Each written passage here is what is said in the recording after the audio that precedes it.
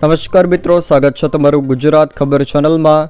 બંગાળની ખાડીનું રેમલ વાવાઝોડું હવે તીવ્ર ચક્રવાતી તોફાનમાં પરિણમ્યું છે અને સતત દરિયાકાંઠાના વિસ્તારો તરફ આગળ વધી રહ્યું છે। જો કે આ વાવાઝોડું હાલમાં ક્યાં પહોંચ્યું છે તેમજ દરિયાકાંઠાથી કેટલું દૂર છે અને દરિયાકાંઠાના કયા વિસ્તારોમાં ટકરાશે તેમજ ક્યારે ટકરાશે એ તમામ માહિતી વિશે વિડીયોમાં આગળ વાત કરીશું।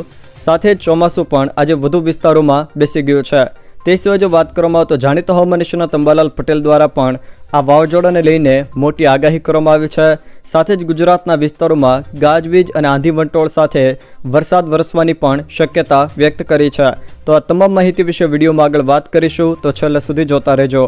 તે પહેલાં તમે મારી ચેનલમાં નવા છો તો ચેનલને સબસ્ક્રાઈબ કરી લેજો, જેથી મારા આવનારા તમામ વિડીયોની માહિતી તમારા સુધી પહોંચી શકે। મિત્રો, બંગાળની ખાડીનું રેમલ વાવાઝોડું હવે તીવ્ર ચક્રવાતી તોફાનમાં પરિણમ્યું છે અને ઉત્તર બંગાળની ખાડી પર તે હાલ જોવા મળી રહ્યું છે। તે છેલ્લા 6 કલાક દરમિયાન 7 કિલોમીટર પ્રતિ કલાકની ઝડપે દરિયા કિનારા તરફ આગળ વધી રહ્યું છે।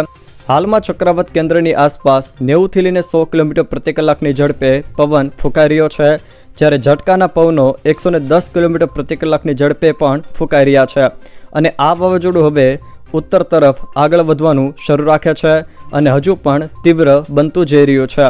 જોકે બાંગ્લાદેશ અને અડીને આવેલા પશ્ચિમ બંગાળના દરિયાકાંઠે સાબર ટાપુ અને ખેપુપારા વચ્ચે એટલે કે બાંગ્લાદેશના મોગલાની વચ્ચે આ વાવાઝોડું આજે મધ્યરાત્રિએ ટકરાય તેવી શક્યતા વ્યક્ત કરવામાં આવી છે।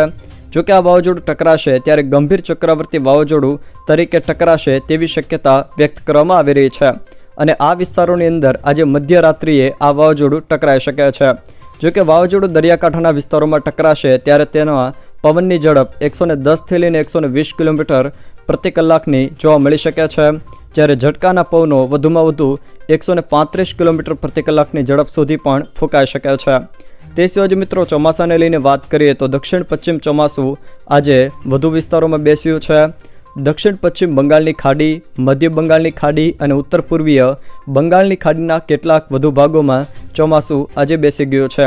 તે સિવાય મિત્રો, વાત કરવામાં આવે તો જાણીતા હવામાન નિષ્ણાત અંબાલાલ પટેલે પણ જણાવ્યું છે કે પશ્ચિમ બંગાળ, બિહાર સહિત પૂર્વ ભારતમાં આ રેમલ વાવાઝોડું ભારે તબાહી મચાવશે। તારીખ 27થી લઈને 30 મે વચ્ચે આહવા, ડાંગ, વલસાડ સહિત દક્ષિણ ગુજરાતના ભાગોમાં ગાજવીજ સાથે અંબાલાલ પટેલ દ્વારા વરસાદની આગાહી કરવામાં આવી છે। દક્ષિણ સૌરાષ્ટ્ર, જામનગર સહિત સૌરાષ્ટ્રના ભાગોમાં રોહિણી નક્ષત્રમાં વરસાદ વરસવાની શક્યતા પણ તેમણે વ્યક્ત કરી છે। તે સિવાય મિત્રો, વાત કરવામાં આવે તો તારીખ 8થી લઈને 14 જૂન વચ્ચે અરબ સાગરમાં હલચલ સાથે નવું ચક્રવાત સર્જાવાને લઈને પણ અંબાલાલ પટેલ દ્વારા શક્યતા વ્યક્ત કરવામાં આવી છે।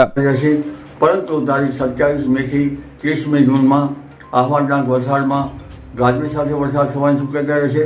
દક્ષિણ ગુજરાતમાં ગાજવીજ સાથે વરસાદ થવાની શક્યતા રહેશે।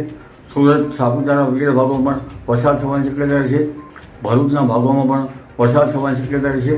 દક્ષિણ સૌરાષ્ટ્રના ભાગોમાં પણ ગાજવીજ સાથે રોહિણી નક્ષત્રનો વરસાદ થવાની શક્યતા રહેશે। જો મિત્રો, આ વિડીયો તમને પસંદ આવ્યો હોય તો વિડીયોને લાઇક કરો, તમારા મિત્રો સાથે શેર કરો અને જો તમે અમારી ચેનલમાં નવા હો તો ચેનલને સબસ્ક્રાઈબ જરૂર કરજો, જેથી મારા આવનારા તમામ વિડીયોની માહિતી તમારા સુધી પહોંચી શકે।